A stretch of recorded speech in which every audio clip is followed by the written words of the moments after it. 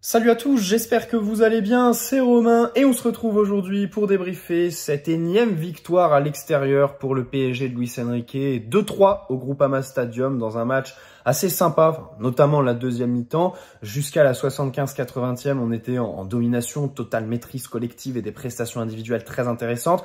Après notre coaching, le coaching de Fonseca qui fait rentrer l'incroyable Mikotadze nous met dans le mal un petit peu sur les 10 dernières minutes. C'est vrai que si on joue 5 minutes de plus, peut-être qu'on laisse les 3 points face à des Lyonnais qui étaient revenus totalement à l'endroit parce que jusqu'à la grosse heure de jeu, on était très très bien. Alors la première mi-temps était un petit peu embêtante, mais en seconde, ça s'est emballé et au final, ça fait encore un Lyon PSG intéressant avec plein de choses à dire. C'est vrai que c'est toujours une rencontre qui est passionnante à suivre. On se rappelle que le dernier déplacement chez eux, c'était quand même au tout début de l'ère Luis Enrique, c'était septembre 2023, la victoire 4-1 avec le 4-0 à la mi-temps, rappelez-vous. Là, donc, on se présente avec le storytelling. Nasser John Textor, donc le président lyonnais qui s'est présenté avec son chapeau de cow-boy ce soir. Moi, j'adore. Évidemment que je suis friand de toutes ces anecdotes. En plus, ça vend le truc, tu vois, ça met une sorte d'animosité. C'est comme les célébrations, chambrage d'Hakimi. Donc ça fait plaisir d'avoir ce genre de truc. Après, quand je le vois débarquer avec son chapeau, je peux pas m'empêcher de croire au plus profond de moi que c'est lui qui est derrière tout ça, c'est lui qui est derrière toutes ces fuites qu'on a eues dans la presse pour comme il l'a dit sur RMC il y a quelques semaines, raconter une histoire. Il faut raconter une histoire. On est typiquement là-dedans avec John Textor, donc c'est bien drôle. C'est dommage que Nasser n'était pas là ce soir pour avoir la confrontation entre les deux. Mais voilà, le match avait commencé donc bien avant. Le PSG, bien sûr, très sérieux avec la grosse équipe.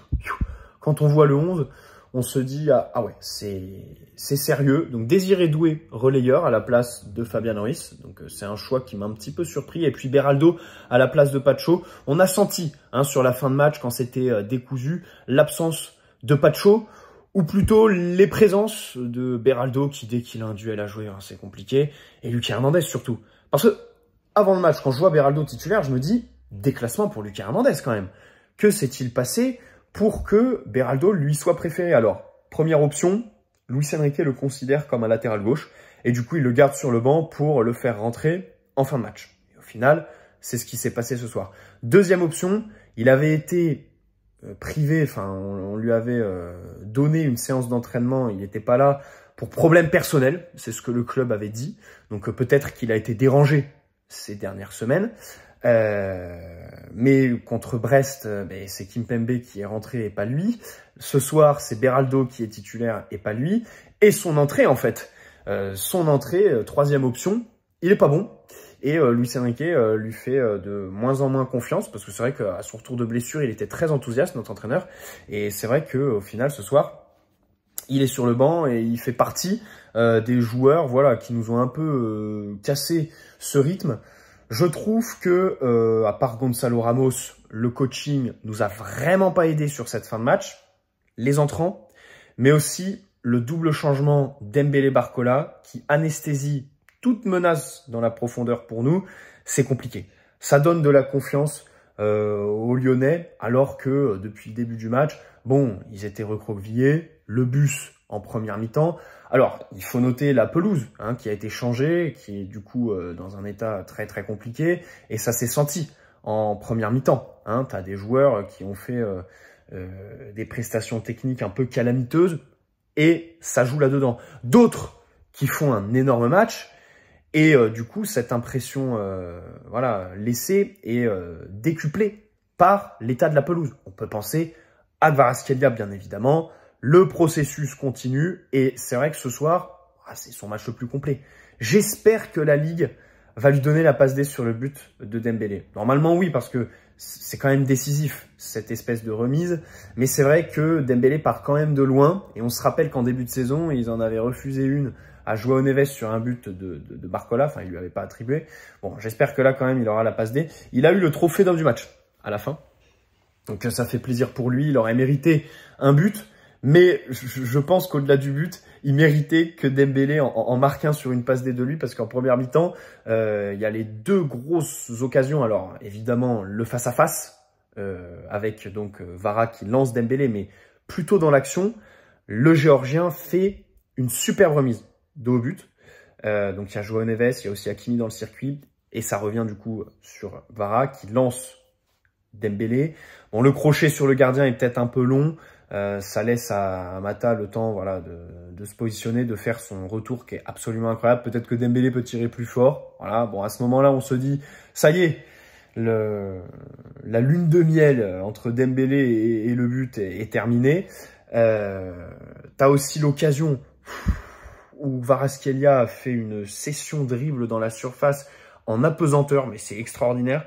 Et Dembélé qui est un peu court. Tu sais, alors après, il fait un espèce de centre-frappe. Et Dembouz est au second poteau, mais il est vraiment à ça de reprendre le ballon. Bon, à ce moment-là, je me dis, il faudrait quand même que Dembouz fasse parler la relation avec Vara. C'est vrai qu'on l'a vu donc avec Dembélé, on l'a aussi vu avec Hakimi. Hein, Hakimi qui a été partout ce soir. Le doublé, voilà, c'est exceptionnel, donc l'ouverture du score. Ce qui est marrant, c'est que première mi-temps, donc on a loué la prestation de Vara. C'est vrai que le danger venait de son côté, à savoir la droite. C'est vrai que il fait quand même un gros match à un poste qu'il connaissait pas du tout au Napoli, quoi. Je crois qu'il y jouait dans ses anciens clubs quand il était en Russie, Géorgie et tout ça. Mais voilà, sur ce côté droit, on l'a vu repiquer dans l'axe. Les petits extérieurs qu'il fait avec son pied droit pour trouver un relais et les dribbles. Évidemment, les dribbles. Là, c'est vrai que ce soir, c'était la grosse innovation par rapport aux autres matchs de Kvaratskhelia ces dernières semaines. C'est qu'on l'a vu faire des slaloms et tout ça, donc ça fait vraiment plaisir. Mi-temps, ouverture du score ensuite, c'est la 53e, je crois, le but d'Hakimi. Donc, en première, t'es dangereux côté droit. Côté gauche, c'est vrai que la relation Barcola-Doué est pas au beau fixe. Doué, globalement, il loupe tout. Voilà. Barcola, bon, c'est un peu compliqué, il est pas dans un bon soir. C'est vrai que le climat est non plus pas très en sa faveur. C'est dommage, hein, vraiment, j'aurais trop aimé qu'il marque. J'aurais trop aimé qu'il marque pour climatiser le stade. Mais bon, il y a la passe D quand même. Il y a la passe D sur cette action qui est bien emmenée aussi par Désiré Doué, faut noter, hein, parce que il fait un gros effort sur 20 mètres. Et puis ensuite, la passe qui invente complètement cette situation de but. Et Barcola, le centre en retrait. On retrouve le PSG qui marque avec les centres en retrait. Donc c'est Achraf. Ensuite, Dembélé qui double la mise depuis le côté droit par contre, cette fois. La réduction de l'écart de Ryan Cherki où tu retrouves le problème récurrent du PSG, à savoir défendre dans sa surface.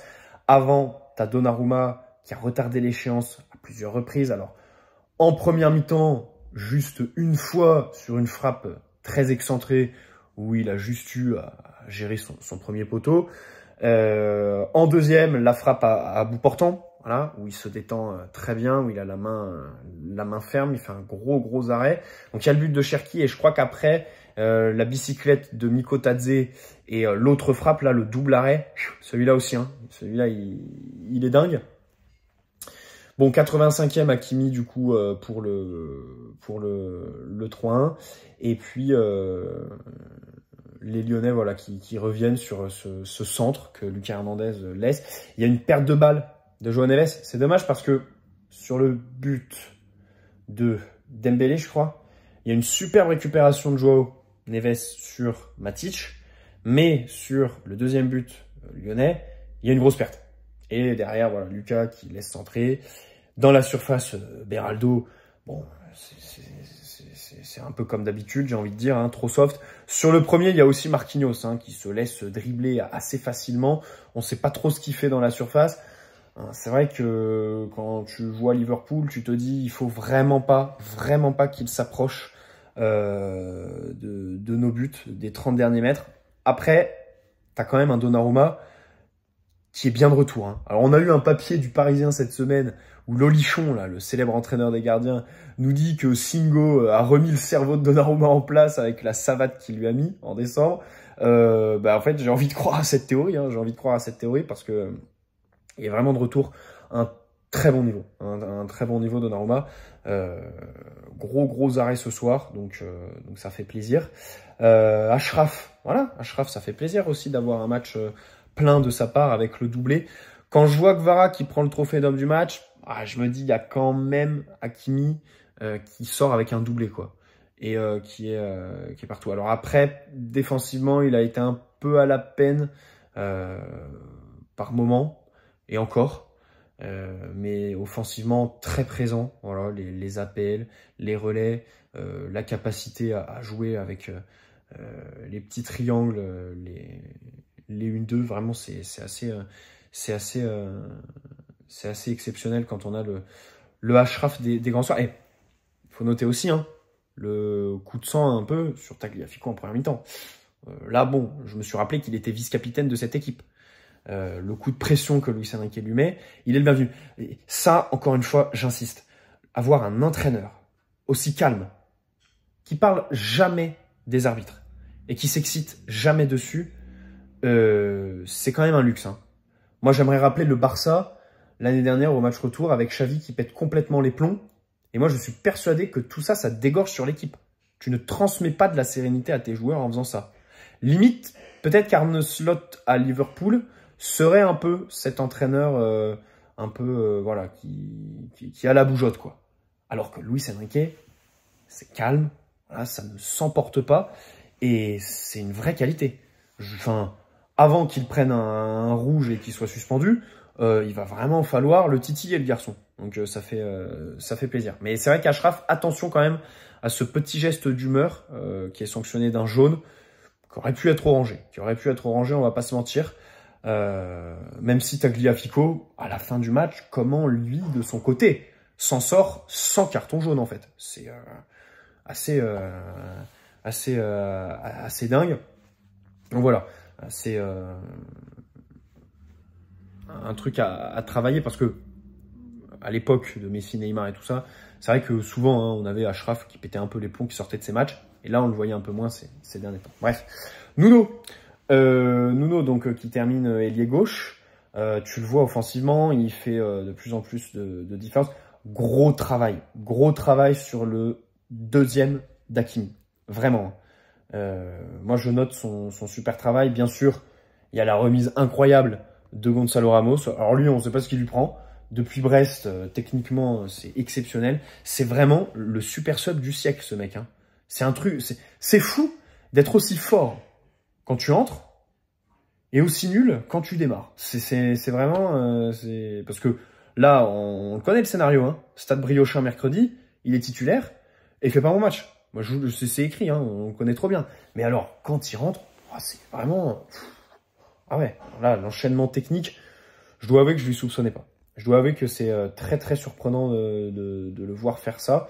C'est dommage que du coup, ce soit pas lui à la passe D, parce qu'après, c'est Lee ou Vitinha, je sais pas trop. Parce que les commentateurs, ils ont dit que c'était Vitinha, mais pour moi, c'était Lee. Donc bon, faudrait regarder. Bon, dans tous les cas, Lee qui rentre, bon... À un moment donné, il y a eu un gros plan sur lui qui avait le ballon et où il disait bon les gars, calma. Bon, je me suis dit allez, on a compris. Après, c'était aussi les consignes. C'est vrai que Luis Enrique a décidé de fermer la boutique. Et voilà, ce qu'on disait hier sur le fait que le PSG ne peut pas défendre. Le PSG est obligé de jouer haut, d'avoir le ballon le plus possible. Typiquement, on l'a ressenti sur cette fin de match. Quand tu décides de fermer la boutique, en fait, ça reste une porte de saloon. Voilà, c'est simple. Tout est ouvert et c'est compliqué pour nous quand on sort des principes qui sont ce contre-pressing absolument aberrant jusqu'au gardien, encore une fois, en première mi-temps. En deuxième aussi, il y a une superbe récupération de João Neves très haut. Les mecs se battent comme des chiens de la casse. C'est vraiment exceptionnel. Encore des appels en profondeur aussi pour João. À un moment donné, quand il est servi par Marquinhos, là, le ballon pied en rupture, et du coup João qui se retrouve dans la surface, un peu excentré, à faire une reprise, comme il l'avait fait contre Brest en fait, il avait eu cette même occasion. Je me suis dit c'est dommage, parce que s'il la met, c'est vraiment un beau but qui est très inédit quoi. Déjà avec une passe D d'un défenseur central, ce serait assez rare pour le souligner au PSG, et un milieu comme ça qui se projette, qui tire, Ça fait vraiment plaisir. Ça fait vraiment plaisir. Bon, sinon, il y a l'entrée de Ruiz. Sinon, il y a l'entrée de Ruiz. Alors, il s'est pété, mais il est resté sur le terrain. Donc, visiblement, rien de bien grave. Bon, dans tous les cas, c'était pas l'entrée du chèque. Mais bon, on l'a dit, hein, comme tout le monde, à part Gonzalo. Vitinha fait un gros match. Vitinha fait un gros match. Et moi, ce que j'adore ces dernières semaines chez lui, c'est quand il prend le ballon et qu'il part en série de dribbles, en conduite, là, chut, tout droit, et qu'il l'emmène, c'est vraiment fort. Il le fait jusqu'à la surface en première mi-temps. Voilà, au milieu. Ah si, aujourd'hui, il y avait une innovation, c'était ces petites louches. Waouh, il y en a eu aux abords de la surface, d'autres un peu plus bas. Il y a un moment, il est lancé dans la surface sur une magnifique passe de Guevara et il tente un sombrero. Bah, je crois qu'il le réussit à 80%, je crois. C'est exceptionnel. Vraiment, ce jeu aérien, là, cette maîtrise du ballon. Je ne sais pas s'il a perdu un ballon ce soir, Vitinha. C'est encore une fois un match avec des standards très élevés en termes de propreté technique, de tempo imprimé. Voilà, le rythme de son équipe, c'est lui. Et donc, c'est vrai que ça fait plaisir d'avoir un Vitinha qui monte en puissance à ce moment, bien sûr, de la saison. Arrêtons-nous un peu sur Kvaratskhelia aussi, bien sûr. Voilà, qui était ailier droit, repique dans l'axe. C'est dommage. À un moment, il prend sa frappe pied gauche. Le gardien se détend bien. Il aurait mérité un but, mais voilà, c'est le genre de prestation qui marque encore une fois une bonne étape dans son intégration au sein de cette équipe, Kvaratskhelia. C'est évident. Là, il prend déjà physiquement. Il a beaucoup plus de jus. Et dans les petits espaces, enfin voilà, il y a du ballon, quoi. L'édit qui va nous sortir sur Insta demain, ça va être exceptionnel. Il y a des gestes qui sont dingues. À un moment donné, une petite roulette. Dès le début du match, de toute façon. Hein.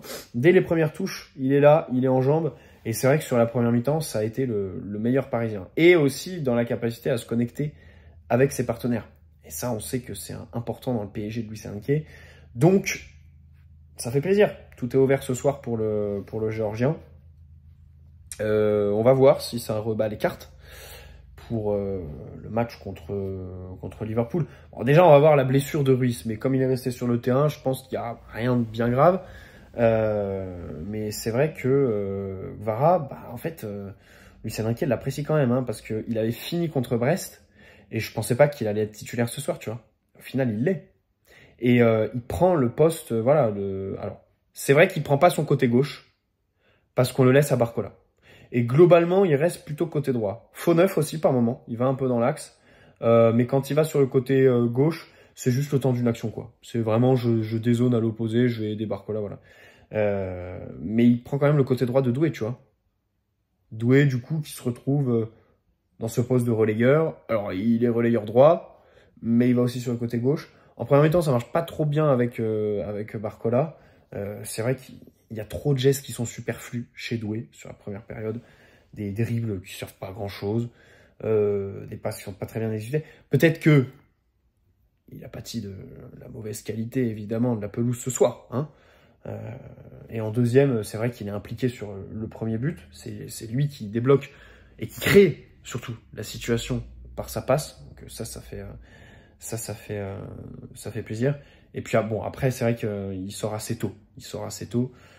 Ces derniers temps, voilà, il joue un peu moins. Il était rentré contre Brest, démarré sur le banc. Donc voilà. Dembélé, bah écoutez, il continue à marquer. C'est son 17e en Ligue 1, si je dis pas de bêtises. 24 ou 25e, toute compétition. C'est 24. 24 buts et 5 passes D, je crois. Donc c'est vraiment exceptionnel. Parce qu'en première, bah il loupe, hein, il croque la feuille. Et au final, il met ce but qui est absolument fantastique, quoi. Tout seul, ça commence à devenir sa marque de fabrique. Hein. Prendre le ballon comme ça, demi-espace droit, je file, tête baissée. Et j'arrive surface comme ça, là. Ça me fait penser à celui qu'il a mis contre Brest la semaine dernière. Ce soir, il marque pied gauche. Ah, il marque pied gauche. Ah, faut le souligner. Parce que le duel, là, en première mi-temps, voilà, la frappe molle, c'est parce qu'il est pied gauche. Et vous connaissez mon avis. Pour moi, il est droitier à la finition. Et donc le voir marquer pied gauche ce soir, donc ça me prouve, ça me met en porte-à-faux, disons. Voilà. Donc ça fait vraiment plaisir de le voir à ce niveau-là, avec encore une fois les statistiques qui continuent. Après, est-ce qu'il sera titulaire cette semaine au Stade Briochin? Vu comment on a mis la grosse équipe ce soir, je pense pas. Je pense pas, parce que c'est vrai que même les jeunes, on les a pas vus. Hein. Mayoulou, on l'a pas vu. Mais Mayoulou, il était sous la menace d'une suspension. Comme Barcola, je crois. Et du coup, s'il prenait jaune, il était suspendu pour le match contre Rennes, qui est entre les deux matchs de Ligue des Champions face à Liverpool. Donc forcément, Mayoulou aurait joué ce match contre Rennes. Donc peut-être que Luis Enrique n'a pas voulu prendre de risque. Et Mbaye, c'est pareil. Mbaye, il le convoque toujours pas parce que blessure à la cheville. Bon, le garçon, il est jeune et tout ça. Donc ils font gaffe avec lui. Donc voilà. Bon, notons quand même le retour en... Voilà, physiquement, on voit Nuno prendre plus d'initiative. En première mi-temps, il est sur son rôle de troisième central. Voilà. Est-ce que, quand je vois cette animation, on travaille pas le match contre Liverpool? Ou évidemment, bah, on l'a vu encore cet après-midi, hein, le côté Mohamed Salah Nuno, ça va être dur. Ça va être dur. C'est le moins qu'on puisse dire. Mais est-ce que ce soir, avec cette animation, voilà, on ne travaillait pas la perspective de ce match de Ligue des Champions qui arrive? Je sais pas, parce que c'est vrai que on l'a retrouvé assez bridé. Après, João Neves a repris son poste, il montait, et puis au final, il finit en étant ailier gauche, parce qu'il a pu s'économiser en première mi-temps. Donc ça, c'est plutôt cool. C'est vrai qu'il est plutôt bon, hein, là, ce soir, sur le poste un peu plus avancé. Parce que c'est vrai que des fois, bon, il fait pas grand-chose quand il est ailier. Là, c'est vraiment bon, c'est vraiment bien. Donc ça fait plaisir de le voir à ce niveau-là, parce que ce côté gauche, en fait, en première mi-temps, quand je vois que notre danger passe que à droite et que à gauche, bon, on est très très brouillon, je pense à Trent Alexander-Arnold, quoi. Et les 12 dribbles qu'il a pris cet après-midi, la drill que Doku lui a mis, et je me dis, putain, notre côté force, c'est le côté droit, quoi. C'est pas à gauche. Et au final, on ouvre le score avec une différence faite à gauche, et Nuno réussit à terminer le match comme ça. Ça aussi, c'est une bonne perspective sur le match contre Liverpool, se dire qu'on termine avec Nuno ailier. Peut-être que ça peut être une solution. Après, Lucas Hernandez, est-ce que tu le fais rentrer en Ligue des Champions aujourd'hui? Mais ça, c'est une question qui, pour moi, est assez légitime. Hein. Vraiment. Hein. Parce que là, depuis le retour de blessure, c'est compliqué. Hein. C'est compliqué. Bref. Bon, j'espère que cette vidéo vous aura plu. N'hésitez pas à poser un like si c'est le cas, vous abonner si ce n'est pas déjà fait. On se retrouve pas demain, mais sûrement après-demain pour l'avant-match Briochin. On reviendra peut-être sur celui-là. Je vais me faire la deuxième mi-temps demain. Demain dans le RER, je vais regarder la deuxième mi-temps parce que c'est vrai que elle était assez plaisante. Ouais, la première, c'était quand même compliqué. Hein. Difficile de ne pas s'endormir. Bref, bonne soirée à la team Notif. Bonne semaine à tous. Ciao les amis.